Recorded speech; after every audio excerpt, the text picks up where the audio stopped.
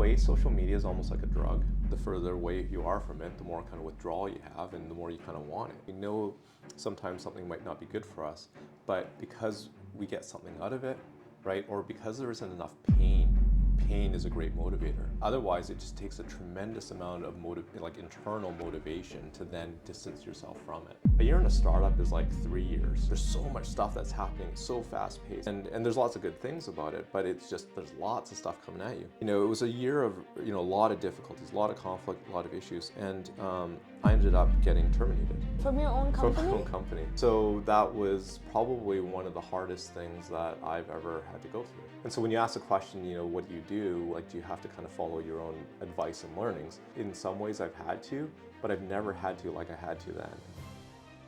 But Dr. Andy, thank you for agreeing to do the podcast with us. We're very excited. Yeah, my pleasure. To start with, why psychology?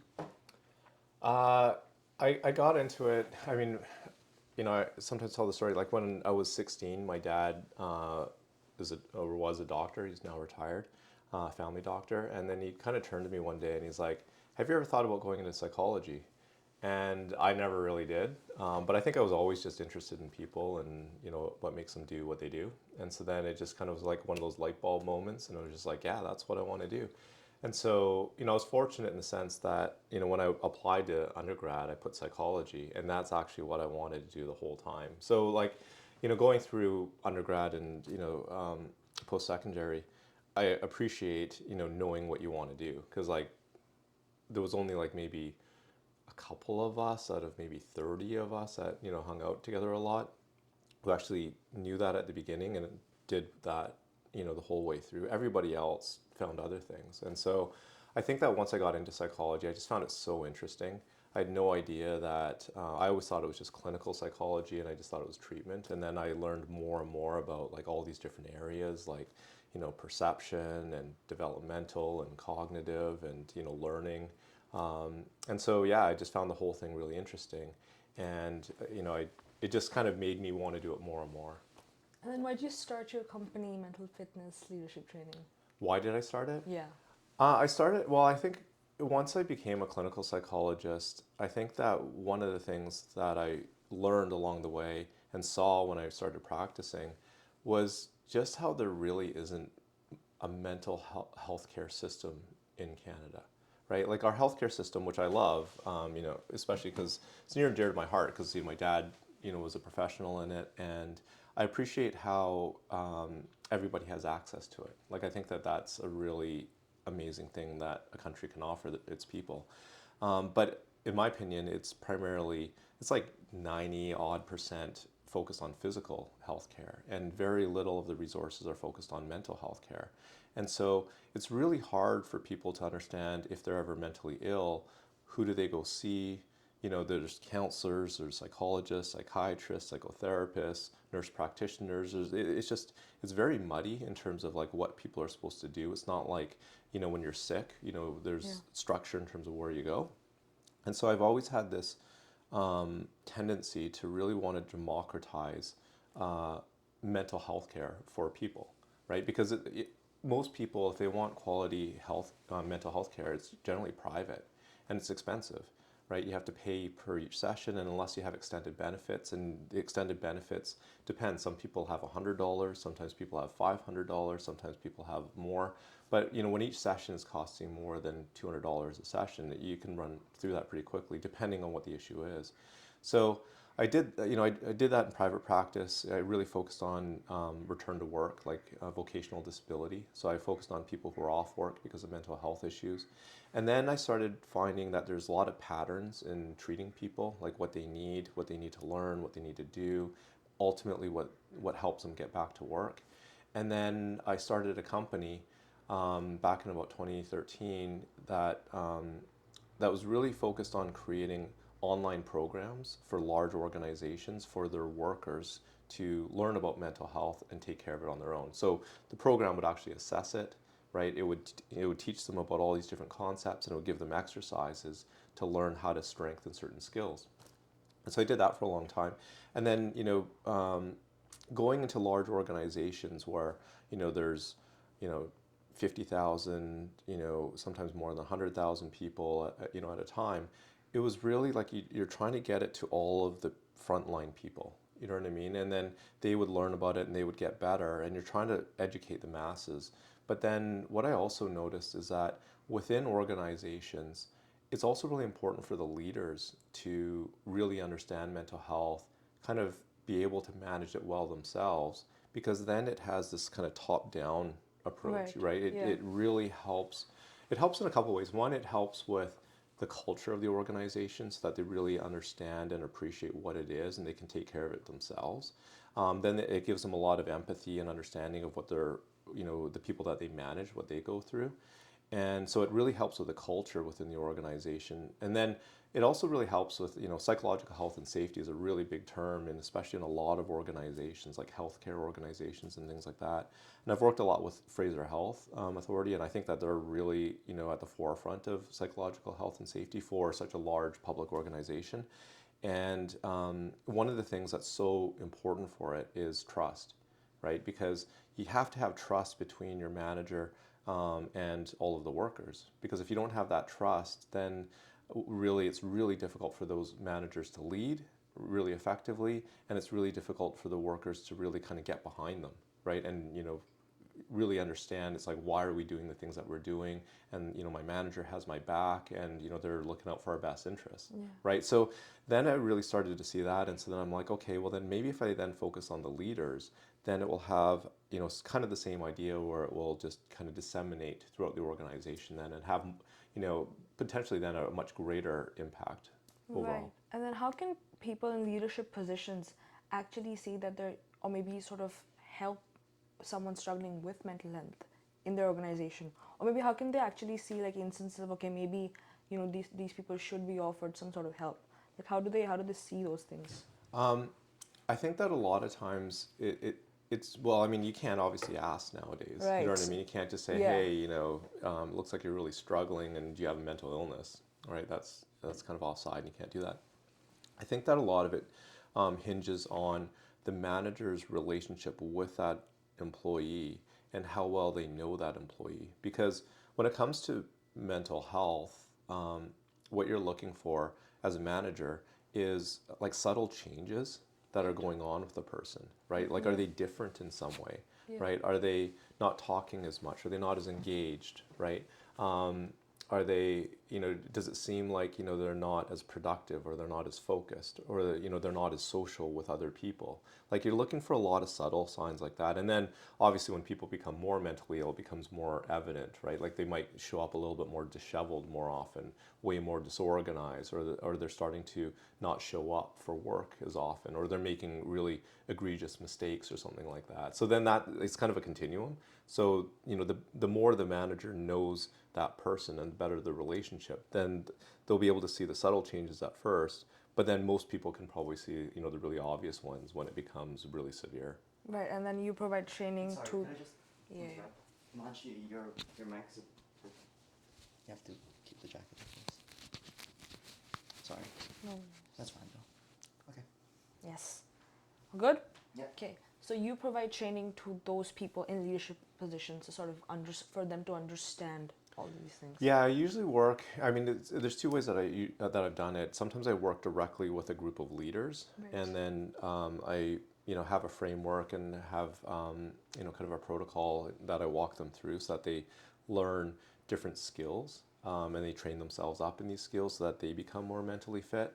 Or I work with leaders on like of a team, right? So sometimes I might work with, like, say, a director and the director's managers, and then all of those people have teams beneath them, but I work with that team as a whole. And sometimes that's really interesting because then you see dynamics within that leadership team, and they get to know each other, as well, because they share some of the challenges that they have. And one of the groups that I did recently, they knew each other for like 15 years. They worked together for a really long time.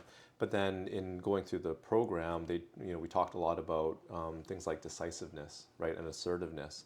And sometimes they disclose things, and then they'd say, "Oh, I had no idea that that's how you make decisions," right? And so then that knowledge of how each other ticks just makes them closer, and gives a greater understanding for how they operate. Yeah, it's very interesting because mental health is a thing that goes from like people from like our age and all over, like it's in all the generations, all the ages. Yeah. But I'd like to get your perspective on like mental health for like teenagers, The Okay. rise of social media is just pivotal in understanding that, well, what I've observed is that mental health has been sort of a struggle or a problem for people my age. Yes. You know, what, in your opinion, how has social media sort of changed the mental landscape for teenagers? Okay, well, I'm not a child psychologist, so I'll caveat that. But I think that from what I've learned, what I've read, and also what I've seen, with my own kids, and I think one of the ways that social media really impacts people, well, there's a few ways. One is that like the amount of information you get is a lot, right? And so then now people at a much younger age have to contend with way more information and sometimes more mature information than than previous generations have had. Like we didn't have access to a lot of, like the internet. Like the internet wasn't a thing when I was a teenager. And so if you have that, and then once the people start using it, then the social media in and of itself is engineered by a lot of psychologists as well, right? It's designed to be engaging. It's actually designed to be addictive in some ways, right? And so if you have a really young person who doesn't know that, right, and it affects even older people, but it's designed so that people are using it more and more often, right? And so then what it does is it can affect people in a couple of ways from a mental health side. One, it can make people a lot more anxious because sometimes they get anxious when they're not part of it, right? Or they get anxious when they start to compare themselves to all these other people that now they have like an infinite number of people that they can compare themselves to versus before. And then it also, because of the way that the internet is, um, it's little bite-sized pieces of information, right, to engage people, but it's all very short and much shorter than it ever has been. So then our attention span, right, is becoming a lot shorter because then they kind of move from one interesting thing to the next thing, but whatever catches their attention, right? So then if you're kind of, that's the way it's kind of training people to do it every single time that they're on it, day after day after day, and then all of a sudden you're in a class and you have to sit for an hour or 2 hours and write something or do an exam or something like that. It can make it a lot more difficult to actually have the ability to sit and do that, right? So it has this ripple effect, and I think that one of the most damaging things is that ultimately if it makes people more anxious, then as anxiety starts to increase, people's confidence starts to go down, right? And so then I think that there's a lot of literature around how social media has a really negative impact on young people's confidence, particularly girls, right? And so yeah, it just it, I I'm not like I'm not an expert in this area. Right. There's always this um, discrepancy between male men and women in terms of like who's likely to put their hand up. Do you know what I mean? And Yeah, so yeah, there yeah. are differences for sure, but I think that overall, I think that females are generally just more likely to talk about it. They're more likely to put their hand up. Males are much more likely to be quiet about it, right? And often use self-medicate in some way. They use drugs or something else, or kind of more risky behaviors or something like that. So it manifests in different ways, Right. but I think it affects everybody. Yeah. Yeah. And then what do you think are the most overlooked warning signs of mental health struggles in general? Um, well, I think that for younger people, one of the most, I think, okay, so there's one that I know for sure, and then there's one that I think. So the one that I know for sure is that one of the most overlooked warning signs is that people worry a lot, right? They worry a lot about, what other people think of them. Are they doing well enough? Are they going to be accepted? Are they liked enough? Are they cool enough? Or whatever it may be. Like people worry about a lot of things, and I see this in adults as well, where when the worry just keeps going and going, that creates a lot more anxiety in people as well. And if people can't manage their worry, if it gets worse and worse, then it becomes an anxiety disorder, right? We call it generalized anxiety disorder. It's probably one of the most common things that I see.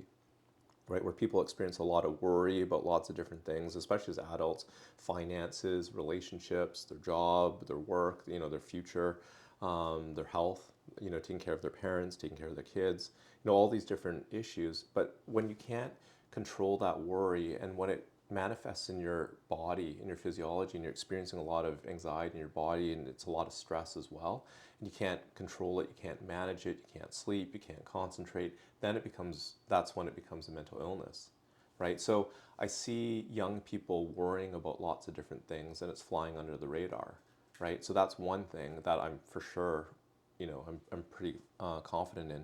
But I think another warning sign for younger people nowadays is that they start to say things like, I don't care. Like, I don't care about school, or I don't care about those people not liking me, or something like that. And I think that it's just their way of just like trying to distance themselves from it. But I think that a lot of, Coping. yeah, to cope with Coping. it, yeah. And I think that they actually do care, but because, like it's such a different world now, and the amount of help that people need is often really high. Like, sometimes people need a lot of extra help now with school, like, because there's a lot of stuff that's flying at them. And teachers are super busy. They got lots of kids with lots of different kinds of issues. And if you got a group of 30 kids and say 10 of them are misbehaving and have extreme behavioral issues, all your time is spent trying to manage those kids and you're not really teaching the class, right? So then the rest of the kids aren't really learning in the same way that they should, or the same way that they used to. So a lot of people who need support, unless their parents are going to help them themselves or hire a tutor, you know what I mean, then they don't. It's difficult for them to learn it. So it's kind of like almost like this hopeless situation for the kids. You know what I mean? And so then just saying I don't care is just like, I don't care about my grades.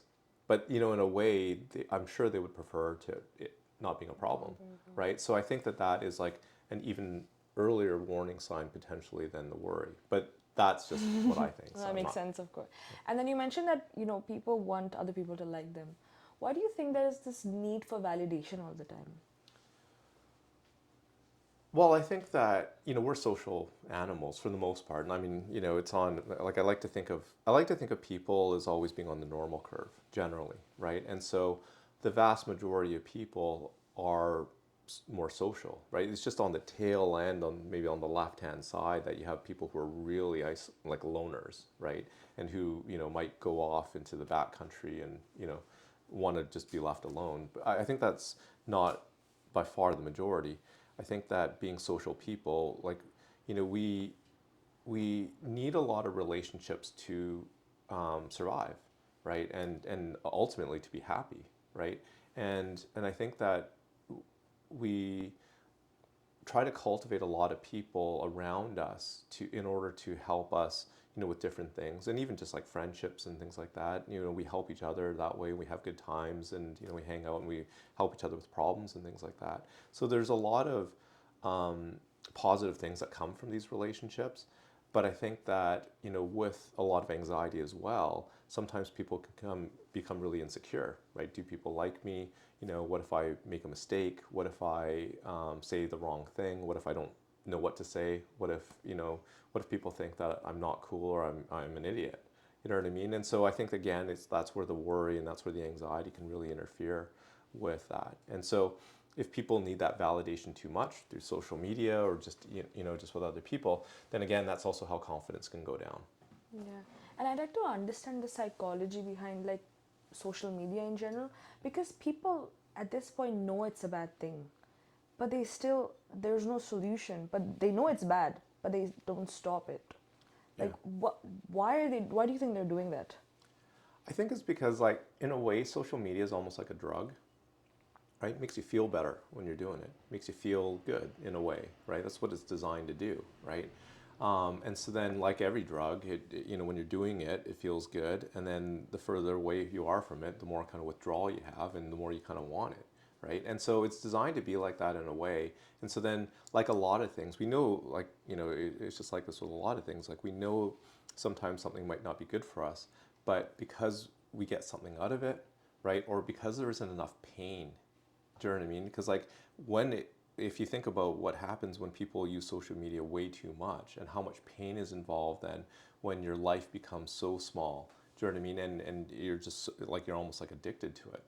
You know what I mean? Where, it becomes what you're focused on, what you're obsessed about, right? Obviously, that's really unhealthy, right? And so then that's when the pain is really high. And then in my experience, I've seen this time and time again, pain is a great motivator, right? And so unless there's sufficient pain, then people are often not motivated, right? Otherwise, it just takes a tremendous amount of like internal motivation to then distance yourself from it.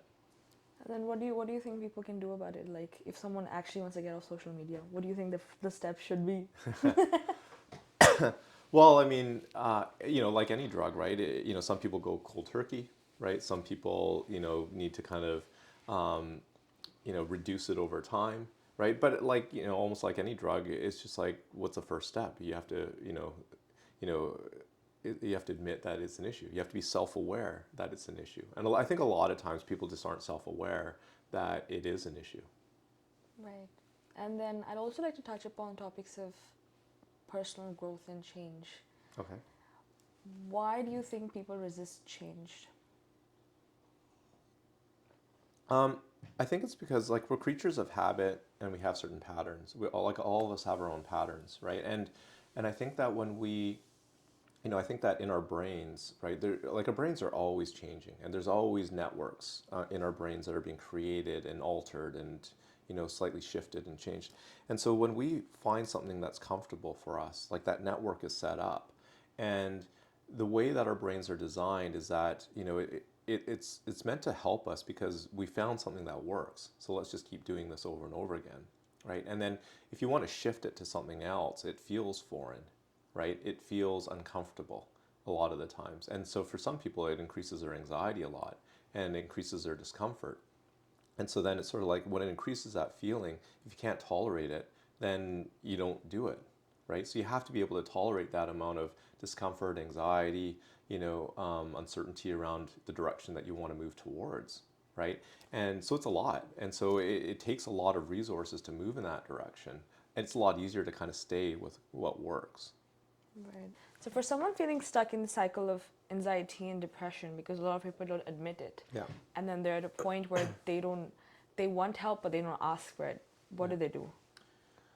Okay, well, I think that, like a lot of things, people have to be self-aware of it being an issue. Because a lot of times people aren't, right? More often than not.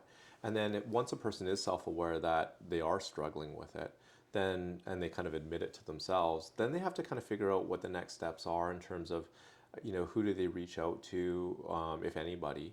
But they definitely need to do something, right? And I think that that's the real challenge. And it kind of takes us back to what I was talking about at the beginning in terms of there's really a lack of health or mental health care infrastructure, right? So then who do you reach out to? Like you could reach out to friends or family. And I think that that's potentially a good step just to kind of, start to talk to somebody about it.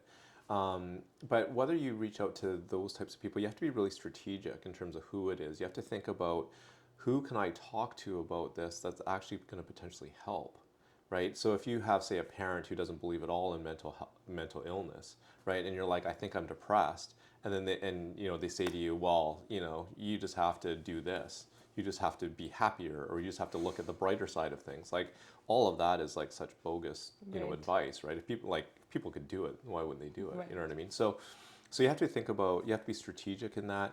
You also have to, like if you reach out to a professional, which I think if you're depressed or anxious, you probably should, so you learn about it and you learn how to manage it. The challenge that people have is that I don't think that people are both educated and accustomed to treating mental health care practitioners the same way you would treat a doctor, a hairdresser, a mechanic, whatever. It's just like you have to potentially try a few because, when you find somebody, you have to kind of look at two things, in my opinion. You have to look at one, do I like the vibe of this person? Like, in meeting with them, do I like their vibe? Do I like, the connection that we have? And if you don't like it, then it's a big warning flag that that is probably not the best person for you.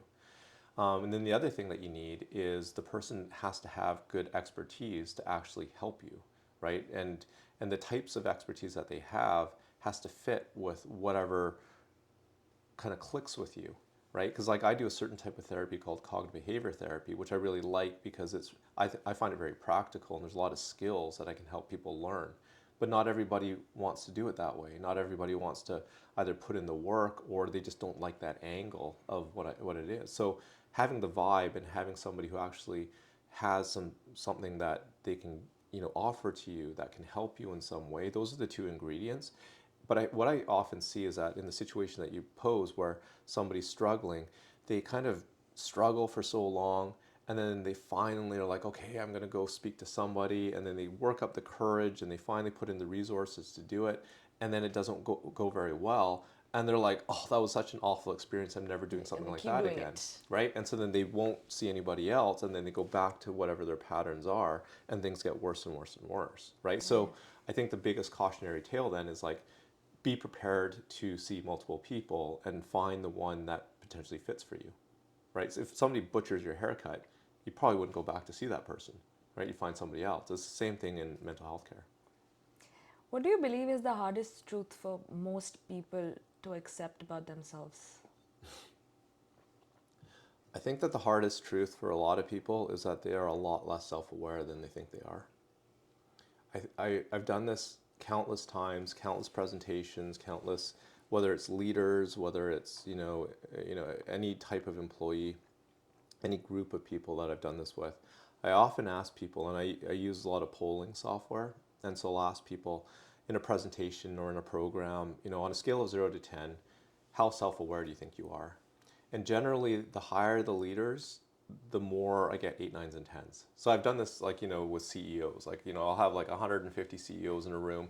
What's your self-awareness? And it's going to be so skewed towards 8, 9, 10. They all think they're self-aware. And, there might be a few 6s or 7s. But everybody thinks they're self-aware, right? Because you know stuff about yourself but you don't know what you don't know. You know what I mean? And you never and I think it's really scary for people to think, well, what do you mean I'm not self-aware? Like, what am I not seeing? And that's a really scary prospect. You think you know yourself, you think you know everything about yourself, and it's like, what? There's a whole other stuff that I'm totally not aware of. Like, that's a really scary prospect, right? So, and then I think as well, self-awareness is such a broad term that, I think in psychology, we do such a poor job of helping people conceptualize things, right? Because there's so many different definitions of everything. Like even self-awareness, there's so many different definitions and conceptualizations.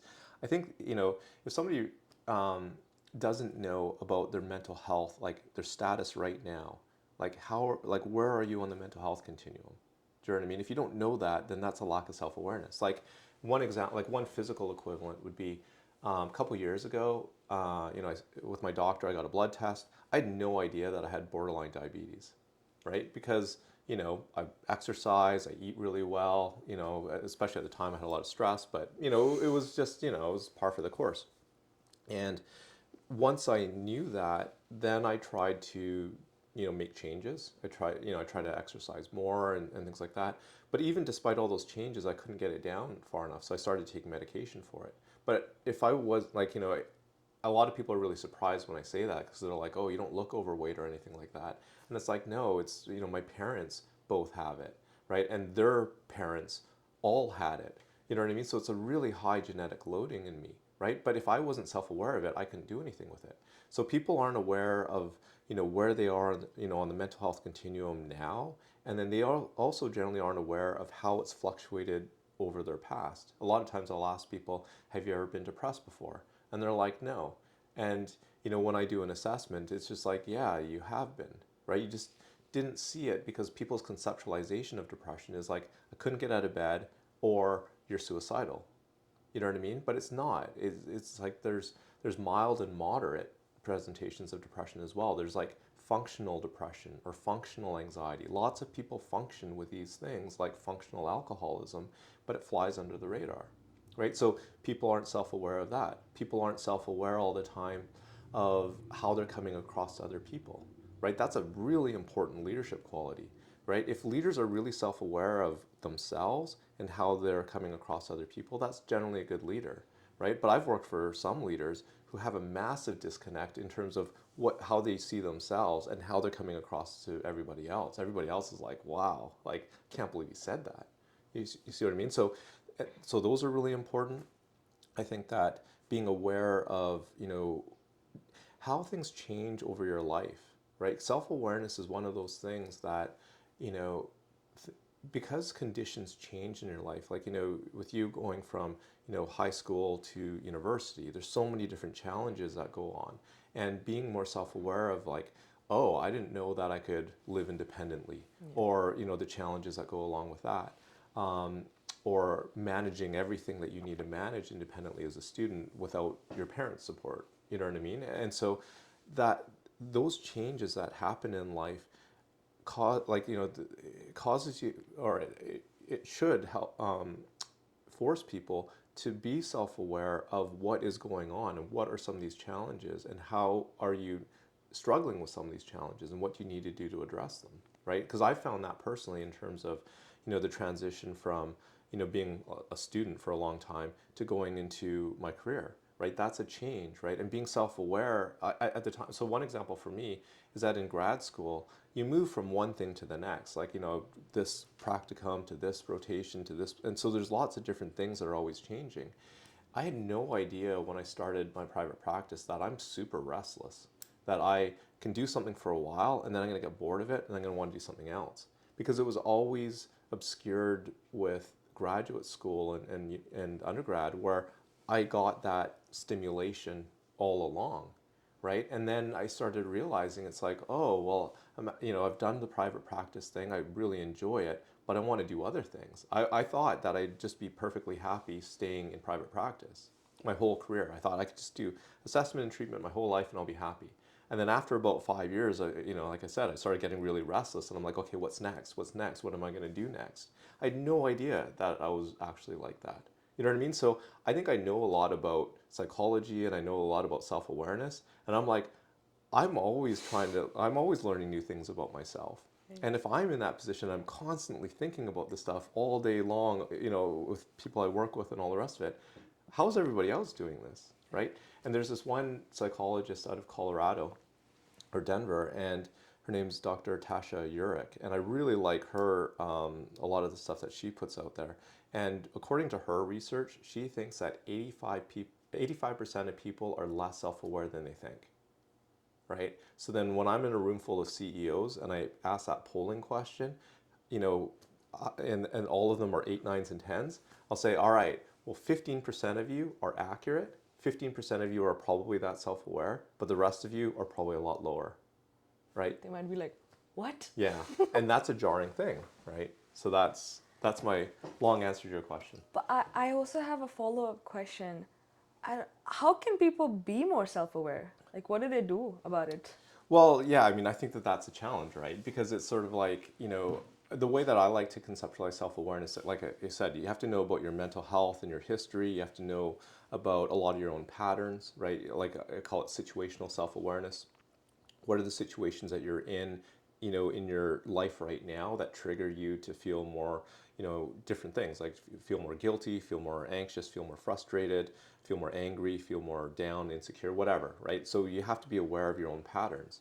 I think it's also important for people to be self-aware of their own values, right? And this is something that I've been seeing a lot more recently, where everybody has values that kind of fit for them, right? So for example, I think a lot of people who go into education, one of their core values is fairness. A lot of them like fairness, right? And so they get really riled up when they perceive any injustice. Do you know what I mean? Whereas if somebody else doesn't have that value of fairness and they see injustice, they might not care to the same degree, right? So I see a lot of workplace conflict and issues when people have such different values and things, right? So knowing what your values are is really, really important, because if your values are violated, like if your core values are violated, you're going to be a lot more upset and distressed than if you have some other values but they're like number 50 or number 100, and it's not going to matter as much. You see what I mean? So I think that those areas are really important.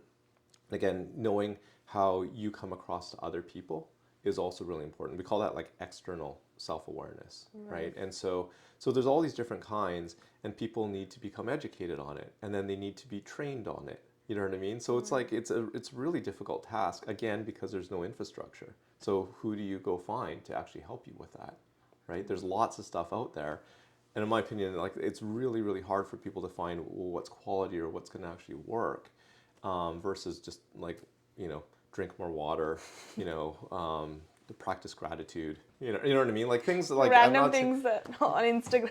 Yeah, right. Like things that are going to help to a certain degree, but they're not necessarily going to educate you or train you in those areas. Yeah. What questions should we ask ourselves, like, to even like progress a bit about these issues? What questions should we ask ourselves every day to know more about ourselves?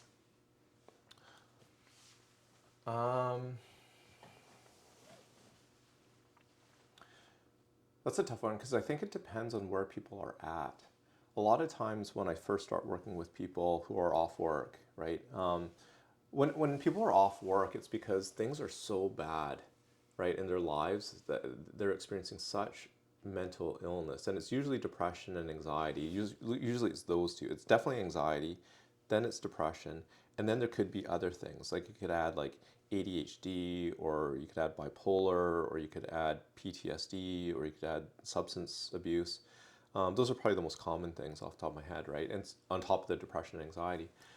So when I get people like that, the first step in self-awareness that I try to help them connect is what are you doing at any moment, and how are you feeling? And I try to focus on specific moods that are problematic for those people. It's usually worry, anxiety, sadness, and guilt. But it's either guilt or frustration slash anger, that kind of thing. And so I ask people, to think about it more often over the course of the day. What am I doing right now? How am I feeling in terms of those specific moods, and how would I rate them on a scale of 0 to 10? And then I think that that's a good way to kind of keep a lot of these things top of mind, because these moods fluctuate over the course of the day. You know what I mean? Like it even fluctuates over this kind of situation, right? We could have been a lot more nervous at the beginning of this, and then now that we're settling in and kind of finding our groove, the anxiety comes down. You know what I mean? So Right. being aware of how that is always changing is really important for people. Yeah. I've always wondered that when people are depressed, sometimes they want to be alone and they don't want to talk to anybody. Do you think loneliness is a product of modern life, or is it a fundamental part of human experience?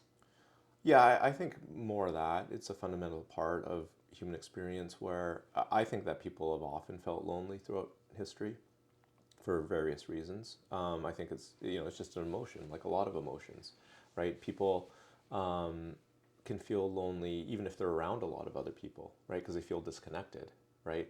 And like every emotion, emotions are supposed to give us information. They're supposed to help guide us in a certain way. And it's sort of like the emotions are supposed to kind of give us some information, in our brains, and what we think is supposed to give us more information.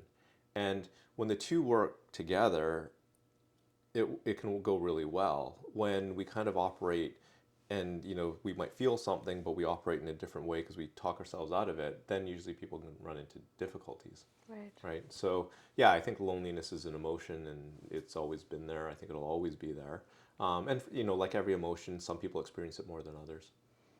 Why do you think sometimes people push away their loved ones when they're struggling internally? Because they can, because loved ones will take it, right? Like people often don't push away like colleagues or friends as much, um, because you have to act. You have to kind of, with those types of people, usually you have to kind of, um, like you can't be as forceful. You can't overreact as much, because those relationships could potentially go away, right? But the loved ones, your family, they're supposed to stay, and they're supposed to stay with you, right? So I think that there's an element of that. I think that there's an element of, a lot of times people, when they're pushing people away, sometimes there's a lot of guilt, there's a lot of shame, there's a lot of embarrassment. um, they push people away that way. Sometimes they push people away because the person they're pushing away contributes to what's going on, right? So there's lots of reasons why. But then as well, like with depression, like or when people are in a lot of distress, like I said, I think people are really, really hard on themselves, right? People talk to themselves in ways that they would never talk to other people, which is really, really common. And so when people really beat themselves up, that's when, there is a lot of, low self-confidence, a lot of guilt, a lot of shame, a lot of embarrassment. And so that's another reason why people push people away because They're they just feel, hard on themselves. yeah, they feel really badly about it. They feel like, well, what's the matter with me? Like I'm weak. Like, everybody else is doing it. Why can't I? Right? Is a misperception that a lot of them have, but that's what reinforces their distress. What role does forgiveness or being compassionate to yourself play in mental healing? Um, okay, well, start with the being compassionate with yourself, just because it dovetails into what I was just saying. I think that people there's one area of psychology that believes that you have like this internal voice, and they call it like the self-critic, right? And depending on your life and depending on how things have gone, sometimes that self-critic is bigger and stronger than others, right? For other people. And if the self-critic is really big and strong, then it's just constantly berating you or picking on you or putting pressure on you, right? And sometimes people can actually have a lot of success with that. It drives them. Do you know what I mean? It drives them out of fear, or it drives them just because they don't want to fail or they don't want negative things to happen. And so when that is in place, like, and the person's having all the success or doing well at school because they're afraid of, letting themselves down, letting their parents down, or just not doing well. You see what I mean? Like on the surface, it looks like the person's doing really well. But behind the scenes, they're being driven by this really kind of negative voice, right? And so, when you talk about self-compassion, like to me, when I work with people, I think thought management is a really important skill set, right? I think, we all have lots of thoughts, right? Some of our thoughts are accurate, lots of them aren't, you know what I mean? And being able to kind of figure out, well, when am I, like, if I have this thought, how objective is it? How real is it? How true is it? Do you know what I mean? Like if you're really upset about something, and let's say you don't get it, the grade that you want, you're like, oh, I'm just such a bad student. You know what I mean? Like Yeah. what that means is that's your position. Your position is that you're a bad student. And then when your emotions are running really high, then people follow it up. I'm awful. I'm terrible at this. I'm terrible at that. I'm never going to do well. You know what I mean? And so that's there's very little self-compassion there, right? And so when people learn how to better manage their thoughts, usually there's a process behind how it gets better. And when people go through a process of how to better manage their thoughts become more realistic, they become more objective, right? Um, and then when people have that, then they learn to talk to themselves in a different way. And so I really try to encourage people to think of like a really good teacher, a really good coach, like especially a coach, right? Like a coach is supposed to be straight with you, right? And tell you, okay, these are the things you're not really good at. These are your strengths. These are the things we need to work on, right? In an objective way. And the coach is supposed to encourage you and give you the skills and guidance to do that. And I think that if people were to talk to themselves more like a coach, rather than, people are so nice to everybody else and they're terrible to themselves, a lot of people. You know what I mean? And so if those people can be more self-compassionate in terms of coaching themselves, like talking to themselves like a coach, I think that their mental fitness and their mental health would vastly improve. Right. Right. So that was the answer to that part. I can't remember what was the other part of the question. Self compassion and Forgiveness. forgiveness. Yeah. Uh, oh, the power of forgiveness. Forgiveness is like, I don't know. It's one of those things where like you forgive somebody if they've done something egregious to you, right? And uh, or you can potentially forgive somebody. The reason why I think it's difficult to forgive somebody is because somebody has just impacted you in probably a pretty negative way, and then you're going to give them something when they've just done something so negative to you. Do you know what I mean? I think that that's one of the things that makes it really difficult. It's just like, what, you just fired me? And then I'm going to forgive you for that? Like, why would I give you that? Why would I give you that gift? You know what I mean? Why would I give you anything when you treated me like that? You see what I mean? And so that's, I think, why it's so difficult to do it, right? But it's also one of those things where if you're mired in, anger towards it or just negative feelings towards it and it's eating you up, well, then really then whatever that pattern is not working. It's got to be something else, right? And so then I think that the people who can rise above that in a way and who can actually kind of bring themselves to the point where they can forgive the person, I think it brings a lot of acceptance and a lot of closure to the situation, but it's way easier said than done. Yeah. And how do you think, I mean, how do we truly know that we've healed or we've moved on? I think that people, like, I think it's on a continuum, right? How much people heal and how much they move on. I think that I think people generally have a pretty good sense for themselves, right? Have I moved on sufficiently? You know what I mean? Have I accepted something sufficiently? And it's on, think of a scale of 0 to 100%, right? Is it always 100%? Probably not.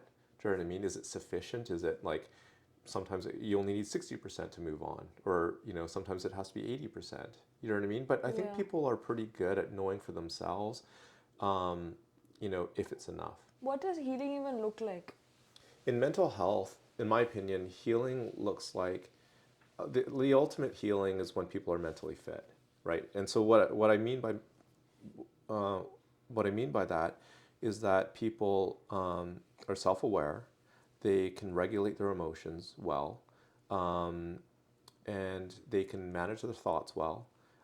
They're decisive, they're assertive, and they're self-confident, right? So when people are healing, ultimately, like I like to think of it like a pyramid where self-confidence is at the top and all the other things that I mentioned support that, right? And so then when people are really self-confident, that's that's the ultimate in terms of what it looks like when people are mentally fit, Right. right? And so then healing is like, moving from a place of, symptoms or, a lot of distress to a point where you're feeling self-confident, and you might still be experiencing a lot of adversity, but you have a lot of self-confidence in yourself that you can handle it, that you can kind of control what you can control, kind of thing, and you keep moving things forward, right? And ultimately you have this belief that like you will be able to endure whatever comes up, or you'll be able to kind of make things better at some point. Right. And then we've healed from, the struggles that we've had. Do you think all struggles have a purpose? Um, I think that struggles are inevitable in life, right? And I think that sometimes people have this misperception that, okay, once I get to this place and I'm well, then I'm good to go, right? And it's just, and people are like, oh, I'm always afraid that when I'm well, the other shoe's going to drop. It's just a matter of time before something bad happens. And, when I work with people, I'm like, yeah, it is. It's just a matter of time before something bad happens. That's just life, right? And that's one of the challenges of life is that there are going to be lots and lots of struggles, right? Things that you can't predict. And that's just what life is. And when things are well, something's going to come up at some point in time. It might be days, weeks, months, years, decades, but something's going to come up, right? And do they all have a purpose? Well, I think, like, I guess I just think that it's life, but I think that there's lots of opportunities in it, right? There's lots of opportunities and struggles and adversity, but it's just hard to sometimes see it when you're kind of going through it. Right. And I'm very curious to understand, how does a clinical psychologist deal with his own struggles or anxiety or depression? Do you give that talk to yourself or do you go for help? Well, yeah, well, I mean, okay, so I guess a personal story is that I worked in private practice for 5 years. I started a company, right, that I mentioned, um, Starling Minds, and it was really designed to really try to help as many people as possible. And there was lots of reasons why I did it. The ultimate reason was to help lots of people because I saw it as a way where technology could be used to help countless people, right? So, because that's what I thought. I'm like, if we can come up with a program that's like, and this is back in 2012, and I was seeing like, Deep Blue, which was like an AI type program that was beating chess players. I'm Right, like, wow, yeah. if we could build something like that, then that could help lots of people, right? So that was the ambition that I had at the time.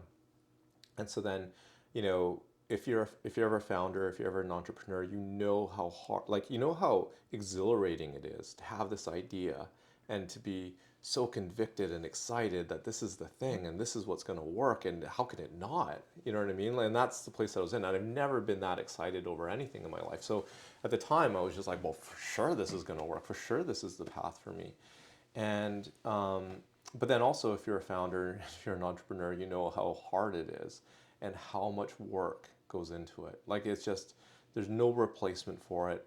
Like maybe every once in a while there's a one-off and you hit it and it's like hitting the lottery, but it's not the norm, right? It's just every successful CEO, entrepreneur story, founder story I've heard, there's just a lot of blood, sweat, and tears. There's a lot of challenges, right? So I put a lot of I put my life into it, right? Like even I had young kids, and you sacrifice lots. My family sacrificed lots to kind of help me build this thing, and we had a lot of success in lots of different ways. And like every organization, there's lots of challenges, there's lots of problems, but we were able to overcome it, and was able to kind of keep moving the company forward to the next level. And they always say 90% of companies fail to get to this level. You know what I mean? And we were able to reach higher and higher levels, and we were able to kind of raise a lot of money. We were able to acquire bigger and bigger customers across North America. So on some levels, it was a lot of success. And so I was also able to bring on a CEO, right? Because I think that I'm self-aware enough to know that I was able to get the company from point A to point B, but I couldn't get it to point D, which is where we You needed it want, to go yeah. next, right? I didn't know the business side to scale it in all the areas, right? And so we brought on an amazing CEO who I very much respect and worked really, really well with for about 4.5 years. And that was a really, really great experience. I learned a ton about business and companies and culture and all the rest of it, leadership. And then he ended up leaving the organization, and then we had another CEO, and that was a really difficult time, right? Just because that's also what informed me a lot about leadership and what I would consider to be poor leadership, right, or weak leadership. And I saw the dysfunction. And I had because it was kind of my company in a way. It's very stressful. It was really hard. And the whole thing, like when you're in a startup, a year in a startup is like 3 years to regular people. Like, you know what I mean? Like there's so much stuff that's happening. It's so fast paced. There's so many things and it's so high stress. And there's lots of good things about it, but it's just, there's lots of stuff coming at you. And so, it was a year of, a lot of difficulties, a lot of conflict, a lot of issues. And I ended up getting terminated. And so, From your own from my company? own company, yeah, right. So that was probably one of the hardest things that I've ever had to go through, at least in off the top of my head, right. And so it's there's a lot of stories like that, right. But it was very jarring. I didn't I didn't expect it, and so when you ask the question, what do you do when it comes to things like that? Like, do you have to kind of follow your own, advice and learnings? I, personally, yes, in some ways I've had to, but I've never had to like I had to then. Like, because, my wife and I remember the day, we remember, the conversation, I came upstairs and I talked to her about it and she was shocked. And then we were just sitting there for a moment, and then you have to kind of figure out what you're going to do, right? Like, I had to be self-aware of a lot of the emotions that I was experiencing and, how to kind of manage it. But ultimately, like one of the things that I've learned in being in mental health for a long time is, and luckily enough I knew this before it happened, was that I generally find that people who experience mental illness, they struggle, and the people who don't experience mental illness, there's like three characteristics that I always see in people. So the first characteristic, when people experience a lot of adversity, and I've heard, like, so one story is people who experience extreme trauma, right? And this story is from, like, I did a lot of work with the Vancouver Police Department over the years, and I did a lot of work with their recruiting unit. So my job was to assess these potential recruits to see whether or not they had like a lot of resilience and what their mental fitness was like and what their mental health history was like. And this guy, I remember him telling me the story of his, growing up, and his father was like this really big bodybuilder, single dad. It was two kids. It was him and his younger sister, and the dad was super abusive, like, emotionally and physically abusive to him, right? And so growing up, like, he told me the story about how, his dad would put him in the shower, turn the water on, and just like, you know, berate him, like just keep yelling at him. And, the kid's crying in the shower, and just, the dad is just like, verbally beating him down, right? And so then I'm like, oh, like, well, that was pretty brutal. And I'm like, well, how did you kind of cope with that at the time? And he's like, well, I couldn't go anywhere because he's like, I was a minority. I was in, a town where, I was the only one, right? And then my dad would say, like, who's going to want a kid like you? Nobody around here is going to take you in. So, like, he's like, I had to accept the fact that this was my reality, right? And I'm like, wow, that's pretty hard. I'm like, how do you accept that? And he's like, well, in my mind, I would try to, escape as much as I could. And he got into like comic books and stand up. And so whenever he was in his room, he'd like retreat to that. But he accepted the fact that that was his situation, right? It was a brutal situation, but he accepted it. And that was one thing that people need to do. They need to accept the brutal reality of whatever they're in, right? So I thought he did that really well. And then the second thing is that I said to him that I said, well, in going through all of this with your dad, and because he left as soon as he could, not surprisingly, and I'm like, what did you learn from this experience, right? And he looked at me and he's like, I learned that if my dad can't break me, then nothing can. You know what I mean? And I was like, that's a really good answer, right? I really like that answer because it shows a lot of, resilience, right? And it shows that you learned, something from this really negative experience that you had. So that's the second thing that people need to do. They need to learn something from the negative experience. They need to grow from it, right? And then the third thing that people need to do is they need to move on, right? They need to move their lives on. They can't be mired in whatever it is that happened, right? And so I asked him, I'm like, okay, so then, how is it that you try to move on in your life? And he's like, I want to become a police officer because I want to protect all the kids that are experiencing that. And he's like, and I also want to take care of my sister because his sister, you know, growing up in that household, not surprisingly, experiences has a lot of challenges herself, right? And so he really took it upon himself to really try to become a professional and take care of his sister, right? So I thought that was a really nice story. And I've heard lots of stories like that, and I've seen, like, it's just a pattern, right? It's a pattern in people who don't experience mental illness, right? And so then when that happened to me on December 15th, I remember the day, I remember the morning, I remember, lots of things about it. I remember like thinking, I'm like, okay, this is probably one of the hardest things that I've had to kind of go through, but I have to do the same thing that all those people do. Like, I'm not any different than anybody else. And so I have to accept that this is just what happened. You know what I mean? And I have to kind of learn from this, I have to grow from this, and I have to move on. And so knowing that, and then also just knowing a lot of things about, mental health and, all the things, like all the mental fitness skills, I had to like make sure that they were all there, right? So that in combination, I think has helped me a lot through that kind of challenge. And my wife would say that I had my moments in terms of being upset or distressed or whatever, but it was never more than moments. It was never like days or anything like that. It was looking back, I might have had a couple of like single days where I was like kind of either bummed out or upset. Like, the thing that bummed me out the most is that I'm not around the team.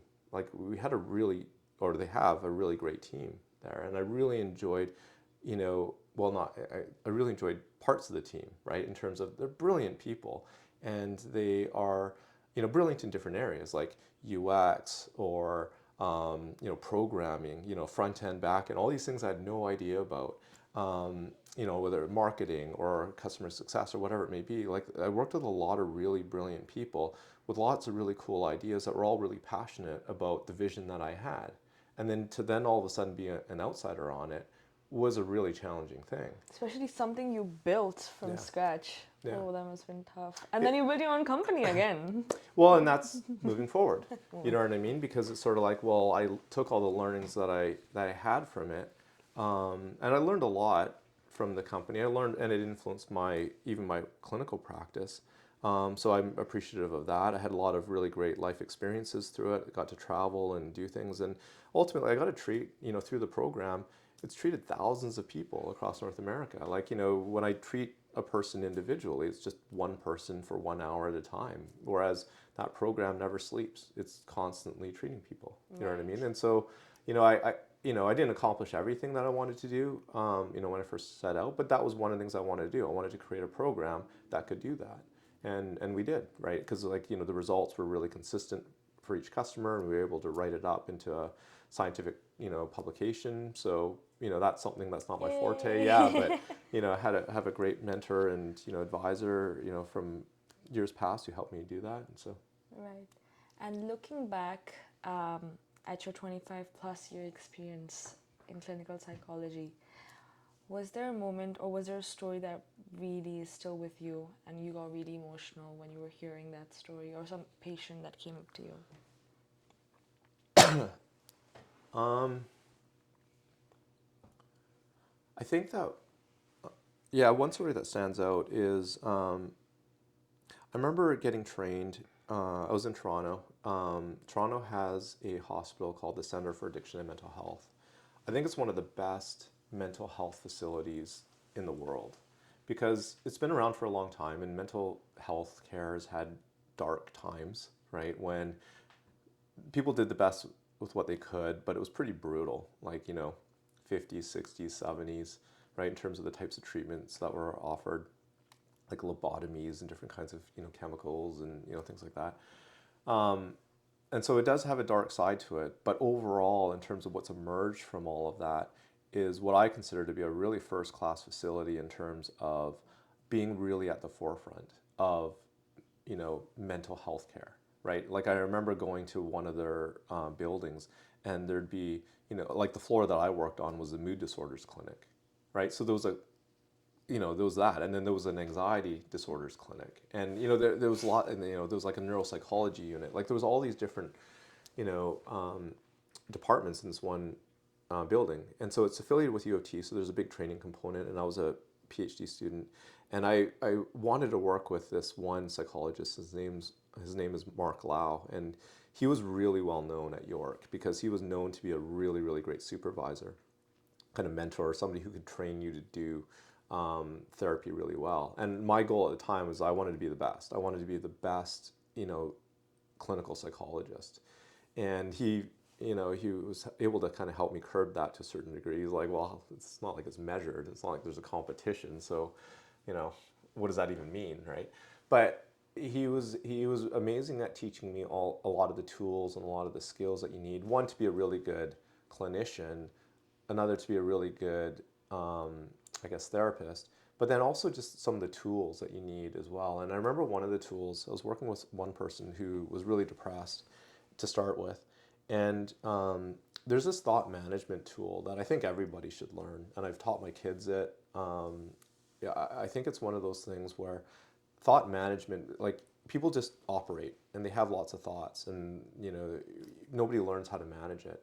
And there's this one technique in CBT, or cognitive behavior therapy, where you try to identify, thoughts that are really distressing to you and how it affects your moods, right, and to what intensity.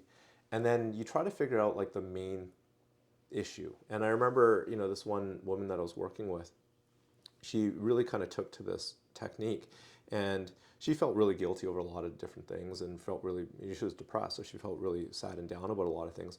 And she felt really down because she felt like she was a terrible daughter because she moved away from home, right? And her parents were a little bit older, and she was really close to them, but she felt like she didn't give them the support that they needed as they aged, right? And then ultimately died. And so she felt a lot of guilt around it, and always felt like she's like, her talk track was like, well, you're such a terrible daughter, like, you abandoned your parents, right? And so that was something that she needed to work on. And so, like, she had to kind of take this thought, I abandoned my parents, and I'm a terrible daughter.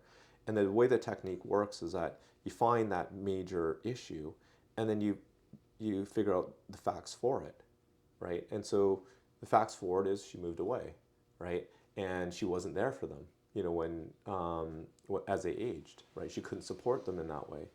And then you kind of figure that part out, and then you look at the facts against it, right? And so that's where it really creates new neural networks in your brain. Because like when people are depressed and when they keep thinking about the same thing in the same way, it's usually like, I'm a terrible daughter, here's all the reasons why, right? But one of the reasons why I really like the technique is because it makes you look at the other side, right? It's like out of the box thinking, right? Yeah. And so it forces you to think about it in terms of, it's like, okay, well, how is it that you're not a terrible daughter, right? And she's like, well, I was generally well behaved, and I didn't cause him a lot of grief. I didn't cause him a lot of stress. I always tried to pitch in, you know what I mean? I always tried to help out when I could. They're both, working class parents. And she's like, I tried to pick up the slack for my younger, siblings. I tried to make them lunch. I tried to do their laundry at like 14, you know what I mean? At a relatively young age. And so she's helping out. And then she's like, and then, I, came to Canada, and then, I sent money back, and, I tried to communicate as much as I could.